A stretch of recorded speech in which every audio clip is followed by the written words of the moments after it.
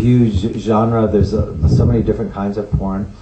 The kinds of porn that I was influenced by the most were, of course, was from the 60s and 70s, which was porn which was made by filmmakers. Usually, quite often, it was people who made mainstream films and knew how to, use the technology. And then on the weekends they would make porn because that's what they were interested in doing. So they brought a filmmaker's sensibility to the porn. So it was narrative, it was funny, there was female characters, it was sometimes political, it was about meaning. It was about the meaning of this sex. It put the explicit sex into a kind of context that was meaningful to people. Je dois dire qu'en fait, le porno, ça reste très complexe et très varié, et dans une certaine mesure, je n'ai rien inventé, puisque moi, l'inspiration que j'ai pu trouver, ça a été chez des réalisateurs qui ont fait du cinéma porno dans les années 60 ou 70, qui eux étaient de vrais auteurs, c'était des réalisateurs, c'était des gens qui les jours de la semaine faisaient des films mainstream en tout bien tout honneur, et le week-end, comme ils aimaient faire des films porno, ils faisaient des films porno, mais ils avaient un savoir-faire et ils ont apporté dans le cinéma porno quelque chose qui était de l'ordre d'une définition classique du cinéma, donc avec une histoire, avec des personnages féminins, avec de l'humour, avec du contenu politique. Et donc c'est leur approche du cinéma porno qui a redéfini uniquement ce contenu explicite sexuel et qui a permis un positionnement qui est encore le mien aujourd'hui. And I think you could argue that it had more of perhaps a conscience or a humanity or whatever you want to call it. I mean,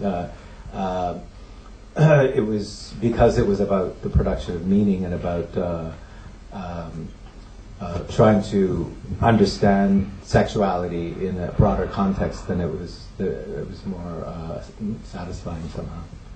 Donc en fait, le propos de ce cinéma porno-là, c'était de replacer l'objet de ces films, l'objet sexuel, dans un contexte plus large et de faire sens, qu'il y ait une réflexion et un sens. Donc évidemment, après on peut dire que cette approche-là est une approche plus politique, plus fondée, mais ça reste cet esprit-là. But having said that, when I started making porn movies, that was my model, to make political porn, to mix up pornography with other genres, with propaganda kind of films, or with horror films, or to kind of mix the genre of porn with other genres, and to kind of but be more concerned with the kind of production of meaning, like to use sex in a hardcore sex in a political or sociological context.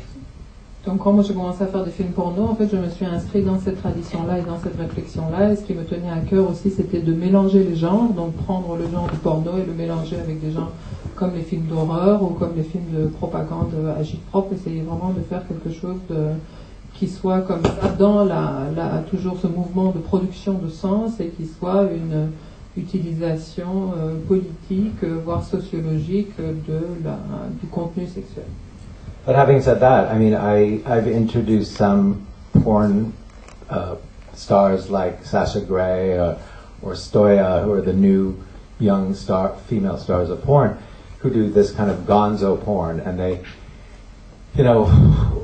will be there's no narrative, there's no story, there's no politics. It's just, I mean, there's politics, of course, but a very different kind of politics, where she will sit in the middle of a room like this, and like 14 men will come in her mouth, and she holds all the cum in her mouth, and then swallows it all.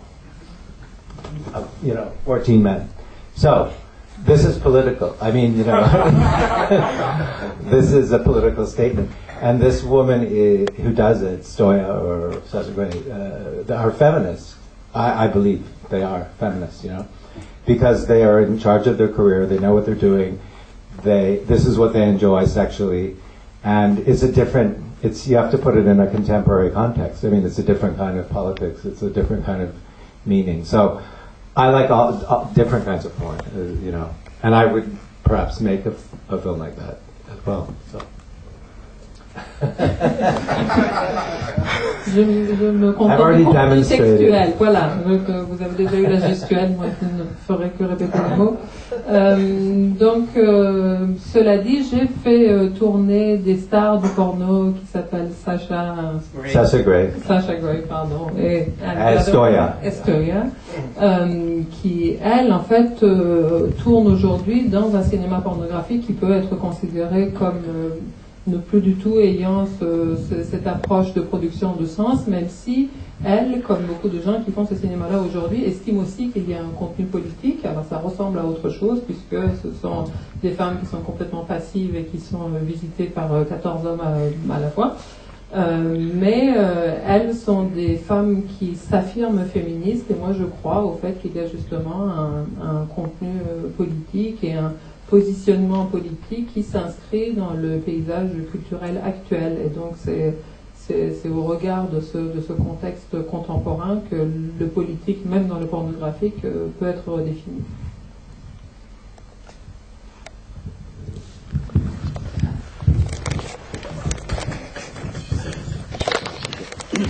Bonsoir, merci beaucoup pour le film. Je voulais... J'avais une question, j'ai découvert le film ce soir. J'étais assez intrigué par le sujet dès le début. Je trouvais que c'était un défi vraiment intéressant pour les enjeux qu'a rappelé Lionel, parce que je pense que c'est une question très contemporaine. Et en sortant du film, je suis un peu perdu parce que j'arrive pas à comprendre ce que le film a essayé de me dire sur, ou en tout cas ce qui aurait pu se passer entre le film et moi autour de cette question de la gérontophilie. Parce que je crois que c'est en effet un type de désir qui existe, enfin voilà, et qu'il y a certains moments du film où c'est traité avec beaucoup de réalisme. Je pense que la scène de la piscine, c'est très très beau, mais après même des moments de rencontre entre eux, de complicité qui sont très beaux. Et puis après il y a d'autres scènes qui sont cette fois plus vraiment dans des effets de mise en scène très fictifs. Le passage, même la première rencontre avec le personnage qui traverse la rue qu'on retrouve à la fin, la première scène où il le lave, ou en contrepoint complètement avec une démarche peut-être plus comique, les scènes de jalousie de la fin qui je trouve sont à la fois assez justes et en même temps moi elles m'ont fait beaucoup rire parce que elles sont dans une sorte d'extrême qui fait que voilà, on sait pas.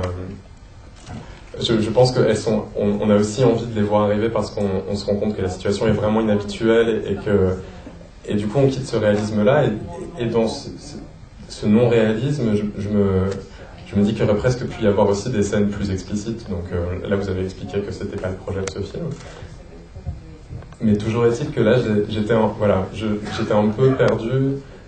J'arrivais pas, ce qui n'est pas forcément grave, à identifier vos intentions sur ce sujet. Mais même moi-même, je savais pas si je devais voir ce film comme un espoir ou du coup peut-être même une utopie que de nouveaux rapports de désir existent ou non, ou si c'était un peu un défi d'imaginer la possibilité de quelque chose qui n'existe pas. Voilà. Et du coup, et par ailleurs, là, je vous entendais parler de féminisme, et donc c'est un peu une deuxième question. Mais alors, le personnage de la copine, je comprends pas pourquoi c'était aussi important qu'elle soit en admiration de ce personnage. Bien sûr. Très bien. J'ai vu par lui en anglais. Ouais. Et puis le deuxième. Yeah, I mean, but you have to understand that, as I said, the idea from the very beginning was to make a complete departure from my other work. I mean, that was part of the exercise to begin with. So what I was trying to do was reference, like I said, I tried to reference genres a lot, and I was actually entertaining the idea of the genre of romantic comedy. So I was actually referencing a very mainstream genre, but I was trying to apply a very unlikely sexual scenario to that genre. So that's where, you know, those kind of somewhat comic moments come in, because you're not expecting that between these kinds of characters. But on the other hand, it was like I was thinking of it in terms of like a reverse Lolita, where you have this, you know, this old man in the Lolita role, And so, he becomes the object of desire, which sets up certain kind of strange kind of paradoxes that you wouldn't normally see in a film, So, overall, the intent was to make a more accessible film that still tried to use some of the the ideas from my other films. The idea of that a fetish is something that is normal, that everyone has. That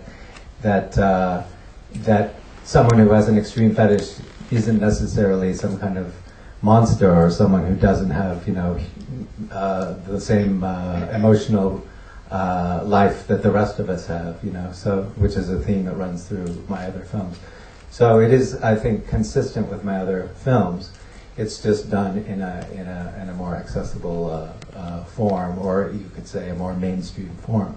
But that was the point of the exercise from the beginning. Disons que l'enjeu dès le départ ici pour moi, comme je l'ai dit, était d'être dans une rupture par rapport au reste de ma filmographie. Donc il s'agissait dans la forme d'avoir une forme qui soit plus accessible, disons plus mainstream, mais je suis restée fidèle à certaines de mes lubies ou certains de mes principes de réalisateur, comme par exemple le fait de jouer avec les genres. Je référence des genres, et là ici le genre qui est référencé est celui de la comédie romantique. Donc il s'agissait en fait de repartir sur les codes de ce genre-là, mais en prenant comme désir de départ, comme histoire qui est dite, une histoire qui soit inattendue, qui crée un décalage, du coup, les scènes comiques auxquelles vous faites allusion, c'est tout simplement qu'elles ne sont pas attendues dans une histoire de ce type. On ne s'attend pas à ce que dans ce genre de relation, il y ait ce genre d'enjeu. Donc c'est du décalage que vient, par exemple, la dimension cocasse ou comique. Et puis il y a aussi quelque chose qui est de l'ordre d'un contre-Lolita ou un Lolita inversé, puisque c'est lui qui se retrouve ici, ce vieil homme qui se retrouve comme objet du désir, et du coup qui suscite aussi des situations et des configurations qui sont un peu inversées, inattendues, et ça donne aussi ce ton décalé au film. Mais encore une fois, tout en étant en rupture avec ma façon de faire des films ailleurs, je suis restée aussi bien intéressée par cet enjeu des genres, aussi traiter d'un sujet qui m'est cher, qui est celui des pratiques que l'on considère comme des fétichismes, des pratiques que l'on considère comme inhabituelles, redire ici à travers ce genre plus accessible, plus ouvert, que ce ne sont pas des pratiques réservées à des êtres considérés comme monstrueux ou déviants, mais que tout le monde peut avoir cette pratique-là, tout le monde peut avoir ces désirs-là, et que du coup ça peut s'inscrire aussi dans un discours filmique ouvert à un public plus large. And of course I could have, made a porn gerontophile movie, but it would have been a completely different movie for a number of reasons. First, the process would have had to be completely different. I would have had to make a low-budget movie. I would have had to use non-actors. It would have. I would have, explicit scenes, but I wouldn't have been able to probably get, to be honest, the kind of budget that I got to make this film. Aesthetically, it would have been completely different. I'm not saying it would be better or worse necessarily. It would just have been a completely different film. So the point for me was to make a different kind of film. So whether it works or not is another question. But Et bien sûr, le thème de la gérontophilie, j'aurais pu en traiter dans un film porno. J'aurais pu faire un film porno sur la gérontophilie. Ce qui aurait changé dans ce cas-là, ça aurait fait que je n'aurais pas eu ce budget-là. Ça aurait été un film à petit budget, que j'aurais pu travailler avec des acteurs non professionnels. Donc ça aurait complètement donné un autre film. L'histoire en elle-même aurait forcément été différente. Donc pour moi, ce dont il s'agissait ici, c'était d'épouser une forme nouvelle. Et donc le scénario aussi s'est inscrit dans cette forme-là. Si j'avais fait un film plus conforme à ce que j'avais fait auparavant, je ne sais pas si ça aurait été mieux ou moins bien, mais en tout cas ça aurait été différent. Et là, je voulais cette différence-là.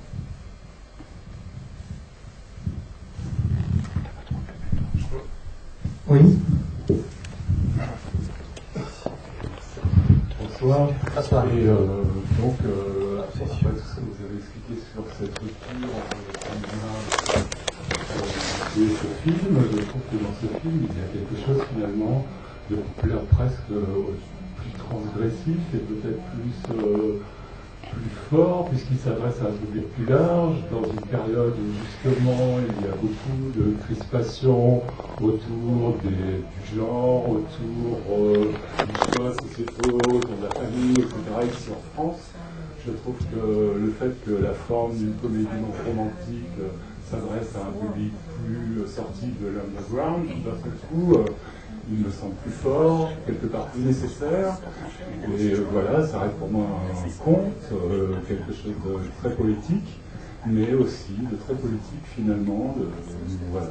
C'était une remarque, plus peut-être une question. Merci. Well, Nancy, I would then add just that, for me, what you said about the family is very relevant, and for me, the film, I tried to do something maybe a little more subtly subversive. So, if you look at the three main characters, you have, the young boy, the old man, and the girlfriend, and also the mother, and each one of them are, their sexuality is very fluid. I mean, the young boy has a girlfriend and yet he's fucking an old man. The girlfriend fucks an older man, is fucking a boy her age. She experiments with an older man and with a girl. The mother is having sex with her boss and also ends up fucking the son of the old man. So and they're also all crossing lines of gender, race, class, cultural difference, So for me, it was very carefully written into the script that each of these characters were kind of transgressing these boundaries that exist in culture, and then on top of that, doing it in a romantic comedy kind of scenario was really the point, and to sort of draw attention to the kind of the conventions of romantic comedy and how rigid they are in some ways. En effet, tout ce que je peux ajouter à ce titre, ce que vous dites de la famille est assez intéressant, c'est que la transgression est toujours là, j'ai juste voulu qu'elle soit un peu plus subtile.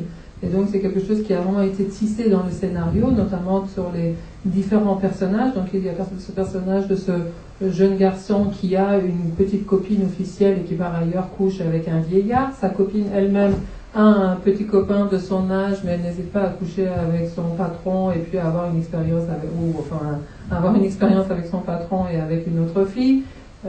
Sa mère, elle, à son tour, couche à la fois avec son patron et probablement avec le fils du vieillard de son fils. Donc en fait, tout ce joyeux échange entre à la fois les races, les genres, les barrières sociales, les hiérarchies, c'est quelque chose d'absolument transgressif, mais qui apparaît dans le cadre extrêmement contraignant des conventions de la comédie romantique. Donc c'est aussi ça que je voulais souligner, de comment on pouvait jouer avec ce code-là pour y mettre de la transgression sans que ça se voit en surface.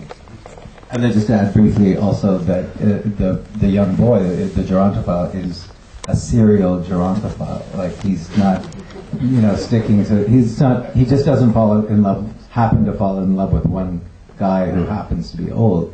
You get the impression that he will continue, in his quest to explore the older generation. Et pour en ajouter une couche, il se trouve que notre personnage principal est un gérontophile en série. C'est pas que par hasard il est tombé une fois amoureux d'un vieux monsieur, c'est qu'il a comme ça un penchant de plus en plus assumé pour cette génération supérieure à la sienne, et donc on peut se dire qu'il n'est pas au bout de ses exploits.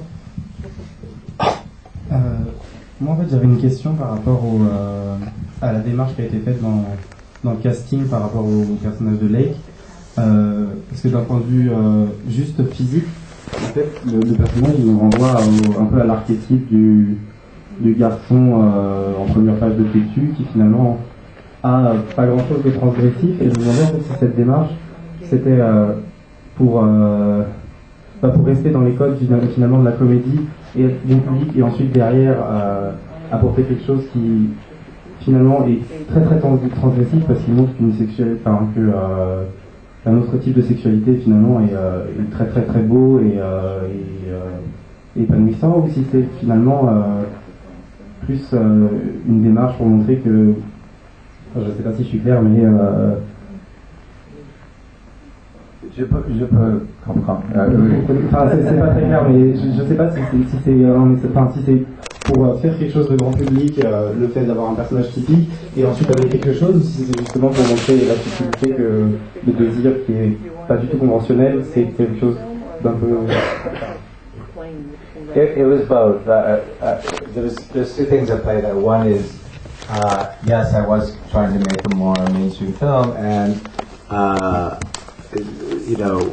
I wanted to not only cast a boy who was very young, who was the same age as the character, so he was 18, and who had a kind of innocent quality, but on top of that, he had to be very. He's straight, the boy, and in real life, and he has to not only kiss another man, but an 81-year-old man. So he had to be very open to this, idea, and I kind of got the impression that he was an actor who'd be seriously committed to exploring that, But yes, it was because not only I cast someone beautiful and kind of like conventionally beautiful because I was making something more conventional, and also to make the sort of irony more clear or stark that this boy who everyone would conventionally fall in love with, who has this ideal of beauty,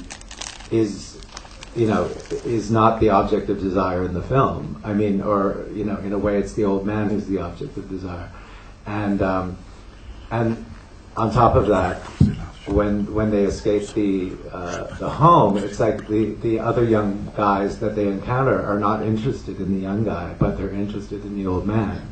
So it was meant to kind of heighten the irony of the fact that this young boy, who's so conventionally desirable, is not really the object of desire in the film.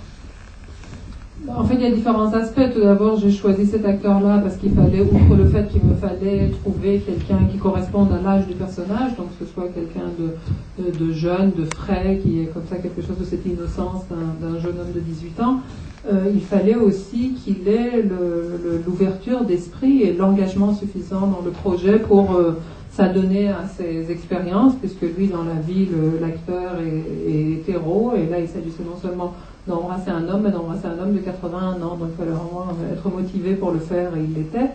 Et sinon, dans les aspects que vous évoquez, il y avait les deux. Il y avait à la fois le fait que c'était un film plus mainstream, plus grand public, donc il fallait que son visage corresponde peut-être au type de visage qu'on attend à voir dans ces films-là, mais il y avait aussi une sorte de clin d'œil ironique du fait que ce garçon qui, comme vous le dites, représente comme ça une sorte de canon de beauté, donc qui serait une sorte de jeune Apollon que tout le monde voudrait et qui serait l'objet d'un désir amoureux ou sexuel. Finalement, dans le film, lui-même est à la recherche de critères esthétiques absolument inverses, et lui-même tombe amoureux d'un vieillard, et donc quand ils s'échappent de cette maison et qu'ils entreprennent de traverser le continent ensemble, tous les autres hommes qu'ils croisent, ce n'est pas de lui qu'ils tombent amoureux ou qu'ils viennent draguer, mais le vieil homme. Donc il y a une sorte comme ça d'inversion aussi des codes de la beauté, de la séduction et du désir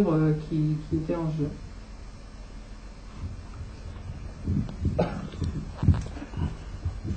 I also have a weakness for models. Et puis j'ai un petit faible pour les mannequins. Voilà, pour revenir aux acteurs du film, pour Walter Borden ou Pierre-Gabriel Lajoie, vous pouvez nous dire d'où ils viennent, comment vous les avez trouvés, ils choisissent. Yeah, like I said, the whole process of the film. Usually, if you know some of my other films, I make very guerrilla films, very underground. I use non-professional actors. I use friends, people that I meet online, etc., to cast my film. Again, for this film, I wanted to try a completely different process, so I used professional casting agents, and we had sort of traditional casting calls.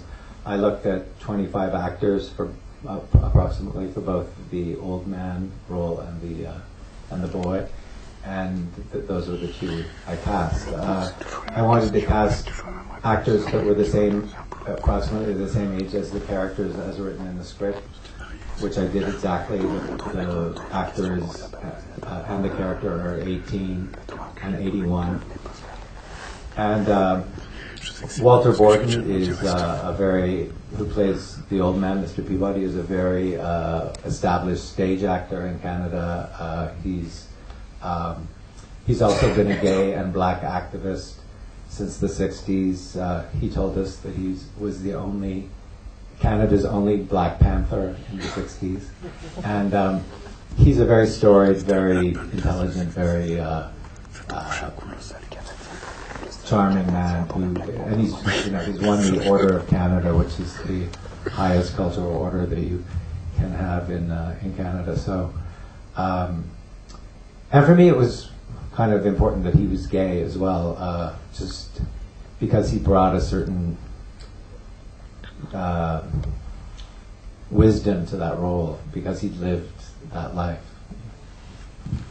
En fait, si vous connaissez le reste de ma filmographie, moi, la façon dont je travaille habituellement dans tout le processus de fabrication du film, c'est que tout se fait de façon artisanale et entre une bande d'amis. Je travaille avec des non-professionnels. Je prends dans mes films des gens que je rencontre sur Internet, donc il n'y a rien de la machinerie habituelle de la fabrication d'un film. Là, on a joué le jeu, donc j'avais un agent de casting professionnel, il y avait vraiment des sessions, des auditions. J'ai vu environ 25 personnes pour les deux rôles, celui du jeune homme et du vieil homme. Un critère auquel je ne voulais pas déroger, c'était le fait de trouver vraiment des gens qui aient l'âge des personnages, donc 18 et 81, comme ça en miroir, et c'est tombé juste. On a vraiment trouvé deux acteurs de 18 et 81 ans.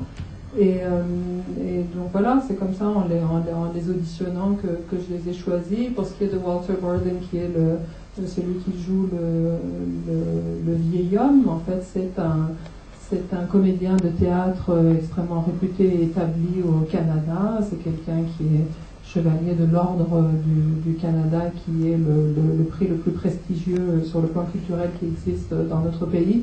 Et c'est une figure, en fait. Il dit lui-même qu'il a été le seul Black Panther du Canada dans les années 60. Il est un acteur noir homosexuel, donc il fait partie de l'histoire du pays. Et c'était important pour moi aussi qu'il soit lui-même homosexuel et qu'il soit porteur de cette histoire-là et qu'il apporte un peu de sa sagesse et de son érudition au film.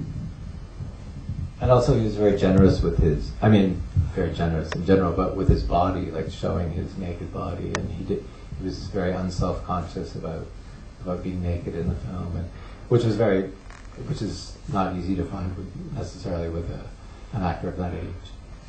Et puis il a été d'une grande générosité sur tous les plans, mais notamment dans le fait de laisser filmer son corps. Il n'y avait aucune coquetterie, il y avait le fait d'accepter complètement de lâcher prise et de jouer nu et de laisser filmer nu, ce qui ne va pas du tout de soi avec des acteurs de cet âge. En fait, le budget qui était plus conséquent pour ce film, ça a permis d'engager ces acteurs. Pardon. Et aussi au niveau de la musique, il y a énormément de musique dans le film. Est-ce que c'est qui donne justement aussi son rythme, sa cadence au film.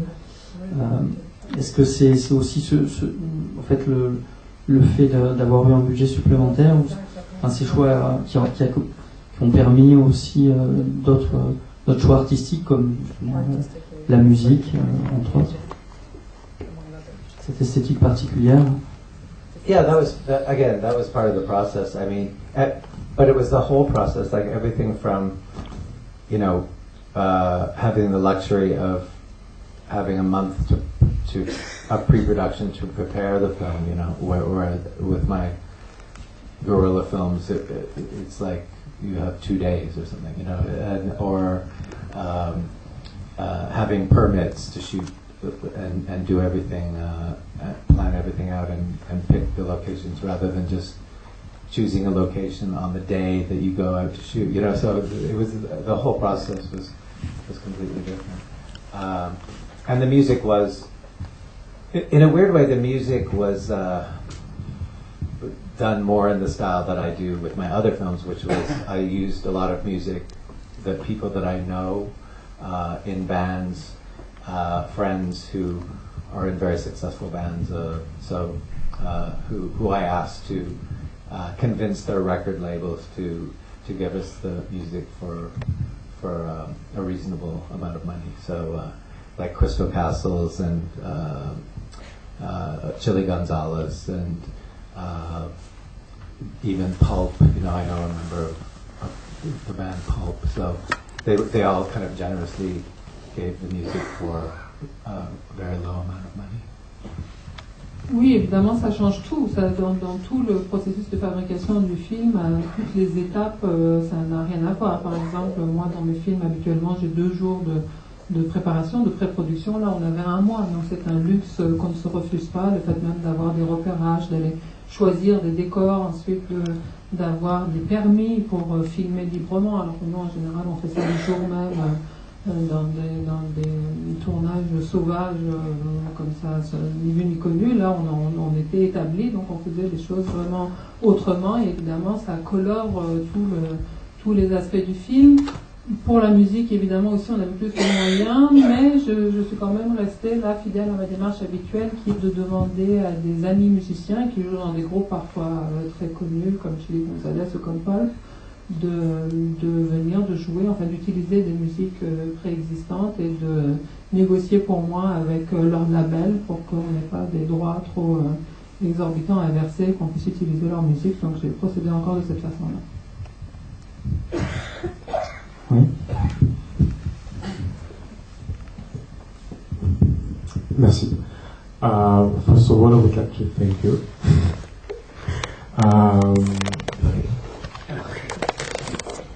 Je vais parler en français, ça va être plus simple.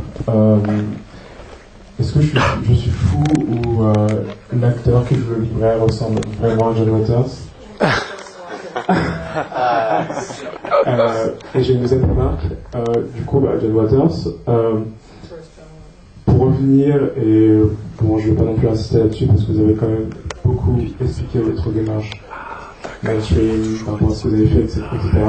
Mais pour le coup, je ne peux pas m'empêcher de penser à John Waters, c'est ce qu'il a pu faire avec Divine, donc toute sa démarche underground, et comment, à partir de Cry Baby, par exemple, il s'est fait complètement assassiner par ses fans parce qu'il a fait quelque chose de complètement,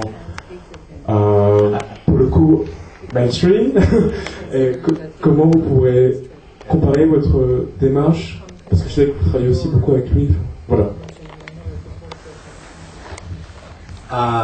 Well, first, the guy in the movie, I kind of did pattern him. He was supposed to be kind of a cross between Steve Buscemi and John Waters.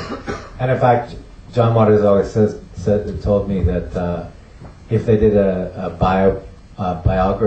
film biography of Don Knotts, that he and Steve Buscemi used to fight about who would play Don Knotts. So you know, he's meant to be one of those characters like in Ghost World or something, who are kind of like these really geeky, kind of intellectual characters who work in a record store or a bookstore. So that was the general type, but maybe it's distracting that he looks like John Waters. I don't know. And that, do you want to do that first? Oui, en fait, c'était une sorte de clin d'œil, ce personnage de libraire, c'était un croisé de John Waters et de Steve Buscemi, et en fait, eux-mêmes, je rigole toujours en disant que si un jour il y a un biopic, il y a une biographie de John Knotts, il faudrait qu'on se batte il faudrait qu'on se batte tous les deux entre John Waters et Steve Buscemi pour savoir lequel des deux allait le jouer. Donc c'était à la fois ce clin d'œil de visage, mais c'était aussi cette espèce de prototype qu'il y a dans beaucoup de films de fous furieux qui travaillent dans un magasin de vidéos ou de disques ou une librairie, donc une sorte de prototype, un clin d'œil. And the second part of the question was? So about you, your career, Oh yeah, selling out, yeah. You know, of course, when you try something different, you run the risk of alienating your other fans, your original fan base or whatever. But you know, it's really not my. First of all, it's a kind of a narrative that the media sometimes tries to impose on you, that you're suddenly going in a different direction, or you're doing, you know, you're going soft, or you're selling out, or whatever, which I've already got some of. But on the other hand, you know, I have a new film premiering at the Berlinale next, you know, in a week, that is an experimental, low-budget version of Schoenberg's Pierrot Lunaire, and it's done in a silent black and white style, and it has a jerk-off shot in it, and, you know, so, I mean, you can't really accuse me of completely, you know, going in a completely different direction. But, you know, even if I chose to go in a different direction, that's the price that you pay. I mean, you can't, for me, I'm not ruling out that I would make another porn movie at some point. But you know, ideally I would love to make both kinds of styles of movies, but that's not always the way it works. I mean, it was very difficult for me to get money for this picture, because whenever I'd go in the door for a financing agency, the first question was, is this a porn movie, you know? And I'd have to spend like 10 minutes explaining to them that no, it's not a porn movie, you know? So, I mean, it kind of follows you. So it's not as easy as it may look to do both kinds of films, you know? Évidemment, c'est toujours le risque, hein, quand vous voulez vous renouveler et essayer autre chose, il y a le risque que vous déceviez ou que vous perdiez le noyau dur des gens qui aimeraient vous cantonner à un type de pratique artistique, mais peut-être aussi que c'est un peu un fantasme des médias qui vous accusent comme ça d'emblée de céder au cinéma commercial ou de vendre votre âme si vous faites quelque chose de différent. J'ai déjà eu droit à ça dans une certaine mesure, mais moi je ne me suis pas vraiment posé cette question, dans la mesure où je n'abandonne rien, je ne change pas, ce n'est pas une page tournée. La semaine prochaine, je présente à Berlin un film en noir et blanc, très petit budget. It's premiering at the Berlinale. La Berlinale. Pierrot Lunaire en noir et blanc, donc on ne pourra pas là m'accuser d'avoir définitivement changé de cap. En fait, mon idéal, ça serait de continuer à jouer sur les deux tableaux, de faire à la fois un cinéma plus, avec un public plus large et puis mon cinéma à moi. Sachez tout de même que c'est toujours difficile, c'est pas toujours comme ça que ça se passe. Quand j'essayais de trouver des financements pour ce film-là, à chaque fois que j'allais frapper à une porte, la première assurance que voulaient avoir mes interlocuteurs était qu'il ne s'agissait pas d'un film porno. Donc c'est une étiquette qui vous colle à la peau et dont vous ne vous défaites pas. Donc essayer de rester sur les deux bords n'est pas tout à fait facile à faire, mais ça serait ça mon souhait. And also Pierrot Lunaire is about a female-to-male transsexual who commits a murder, and I mean, so it's completely politically incorrect, and I'm expecting to be, you know, pilloried for that. So I mean, it's back into from the frying pan to the fire, you know, sort of thing. It's kind of nice to show this film to people because it's such a nice film, and it's like I'm used to defending myself and people having a lot of anger and people hating me or, you know, picketing outside the theater. So this tour has been really kind of a nice break, actually. Et je dois vous dire que Pierrot Lunaire, donc ce film qui sera montré la semaine prochaine à Berlin, est un film qui raconte l'histoire d'une transsexuelle, femme-homme, qui tue des gens en série. Donc c'est un film extrêmement politiquement incorrect. Donc je suppose qu'on va encore m'envoyer au pilori et que on va m'accuser d'en avoir, de faire de la surenchère maintenant que je reviens de mon film plus gentil, mais en même temps pour moi ça a été un peu une sorte de pause, puisque j'ai l'habitude de devoir me défendre après les films, de me faire huer ou de faire face à la colère des spectateurs après les films. Là, en l'occurrence, tout le monde trouve mon film charmant, donc c'est peut-être un peu pour avoir une petite pause et reprendre des forces que je me suis payé ce luxe-là. It's my charm offensive. Voilà, c'est mon offensive de charme. Voilà, merci beaucoup à vous, merci Mélanie, merci à Massimo. Merci. C'est extraordinaire. Merci à vous. Voilà, on retrouvera Lionel donc pour sa carte blanche lundi avec beaucoup d'invités. Stéphane Gérard qui est là, René Scherer, François Pronon qui est là aussi, je le salue. Voilà. Et puis demain c'est Yann Gonzalez à qui on a donné une carte blanche avec des films cultes et rares comme Zoo Zero d'Alain Fleischer avec Klaus Kinski et Pierre Clementi, Les Prédateurs, Bowie, Catherine Deneuve, et puis surtout son film Les Rencontres d'après-minuit avec Eric Cantona. Et Fabienne Bab qui sera là demain pour échanger avec vous, avec Yann Gonzalez. Bonne soirée, bon festival, à demain. Non, j'ai le temps.